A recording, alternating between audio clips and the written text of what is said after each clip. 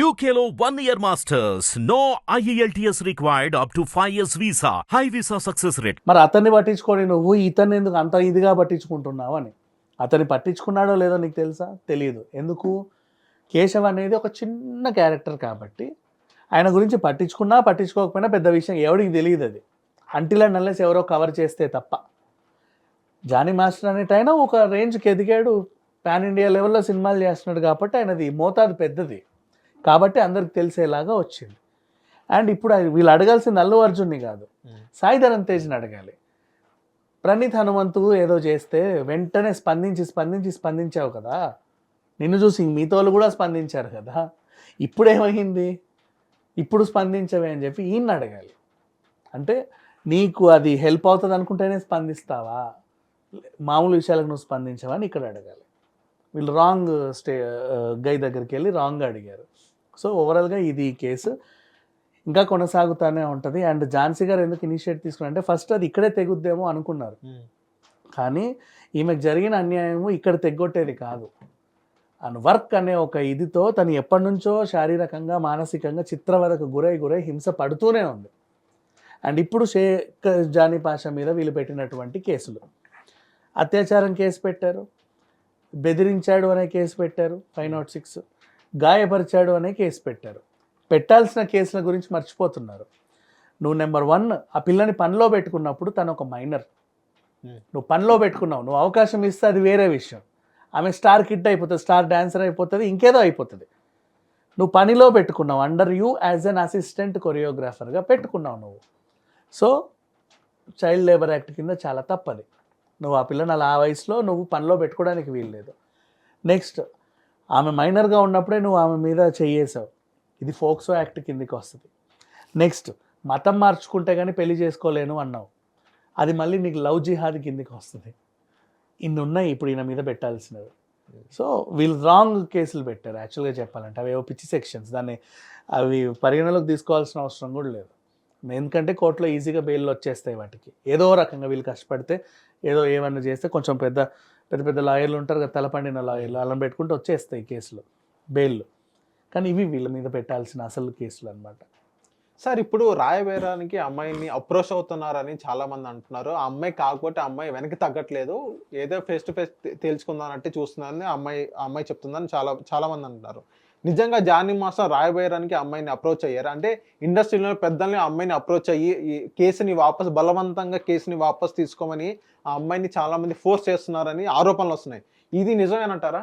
నిజమే, చచ్చినా తను తీసుకోదు. ఓకే, తీసుకోకూడదు కూడా. ఆమె కావాలంటే అందరూ మద్దతుగా ఉంటారు, తను చచ్చినా తీసుకోవద్దు, తన వేలో తను వెళ్ళాలంతే. వెళ్తేనే అన్ని విషయాలు బయటకు వస్తాయి, ఇంకా బోల్డంతమంది బయటకు వస్తూనే ఉంటారు.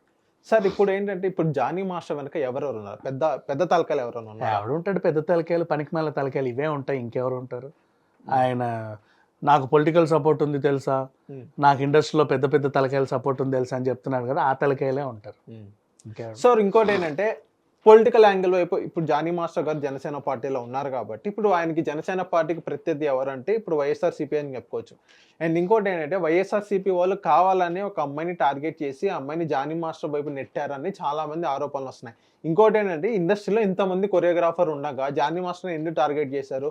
ఎందుకంటే ఆయన జనసేన పార్టీలో ఉన్నాడు, ఒక కీలకంగా పాత్ర పోషించాడు, అండ్ జనసేన పార్టీకి ఒక సాంగ్ కొరియోగ్రాఫర్ చేశాడు కాబట్టి, అండ్ ఈవెన్ ఇంకొక ఇండియా స్టైల్లో ఒక అవార్డు వచ్చింది కాబట్టి.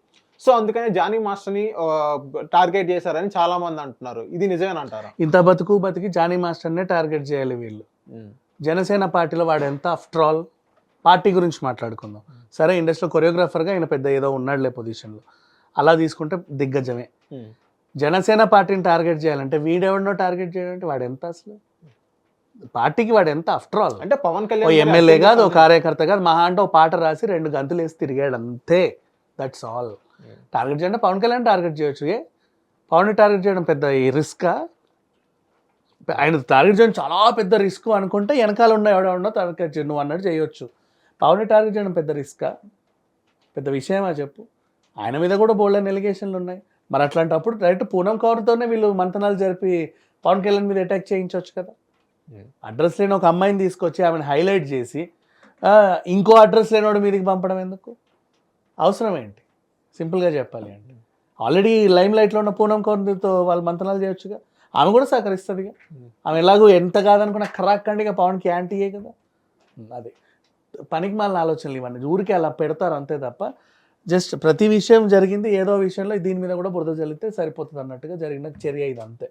అంత మించి ఇంక ఏమీ లేదు. వాళ్ళకి టార్గెట్ చేయంటే వీడంతా ఆఫ్టర్ ఆల్ పార్టీకి అందులో టార్గెట్ అంటే బోల్డంత మంది ఉన్నారు, మళ్ళీ ఎమ్మెల్యేలు ఉన్నారు బోల్డంత మంది ఫ్రెష్ ఫేసెస్ ఎమ్మెల్యేలు. వాళ్ళకి ఏ బీలు అంటే కూడా ఇట్లుంటారు, వాళ్ళని కూడా టార్గెట్ చేయొచ్చుగా. మొన్న 2 షెట్టిలు వచ్చారు, పిచ్చి షెట్టిలు బయటికి అల్లు అర్జున్ మీద తిట్టడానికి, నాలెడ్జ్ లేని గాడిదలు, వాళ్ళని టార్గెట్ చేయొచ్చు కదా. ఎంత వాళ్ళు ఆఫ్టర్ ఆల్ చెప్పాలి అంటే. మరి విజ్ఞాన్ గారు ఇంకోటి ఏంటంటే ఇప్పుడు జానీ మాస్టర్ గారి మీద ఏదైతే కేసు ఫైల్ అయిందో అది నిజంగా ప్రూవ్ అయితే కనుక ఇండస్ట్రీలో జానీ మాస్టర్ పరిస్థితి ఏంటి?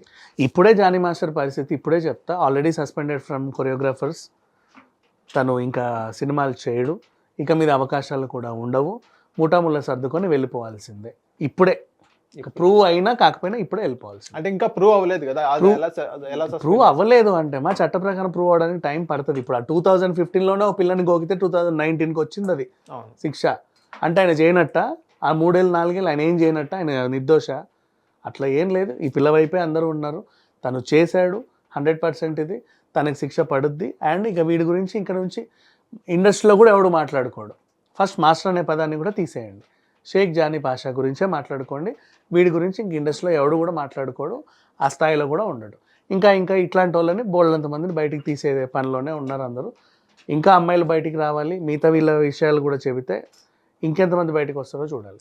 సో ఇంకోటి ఏంటంటే ఇదే జానీ మాస్టర్ ఇష్యూ ఏదైతే ఉందో ఇది వన్ ఆఫ్ ది పార్ట్. ఇండస్ట్రీలో ఇలాగే పెద్ద తలకాయలు కానీ చిన్న తలకాయలు కానీ చాలా మంది చాలా రకాలుగా వాడుకున్నారు, అవి ఏం బయటికి రాలా. దొరకనప్పుడే దొరికితే దొంగ అని ఏదైతే సామెత ఉందో అది యూస్ చేస్తున్నారు. ఇప్పుడు జానీ మాస్టర్ దొరికాడు కాబట్టి నేను ఇలా ఉన్నాడు, లేకపోతే ఇంకా దొరకని వాళ్ళు ఇంకా చాలా మంది ఉన్నారు దొరలు. సో వాళ్ళందరినీ బయటికి తీసుకురండి అన్నట్టు చాలా మంది క్వశ్చన్ చేస్తున్నారు. సో ఇంకా చాలా మంది ఉన్నారు కదా మీ అనాలిసిస్ ప్రకారం? బోల్డ్ అంతమంది ఉన్నారు అమ్మాయిలు బయటికి వస్తే కానీ అసలు విషయాలు బయటికి రావు, వాళ్ళు చెప్పాలి. హిట్ టీవీ యాప్ ని డౌన్లోడ్ చేసుకోండి. ఇందులో short news, live news, entertainment movies అన్ని అవైలబుల్ గా ఉన్నాయి. Please download hit TV app. Hit TV యాప్ని ఫ్రీగా డౌన్లోడ్ చేసుకోండి.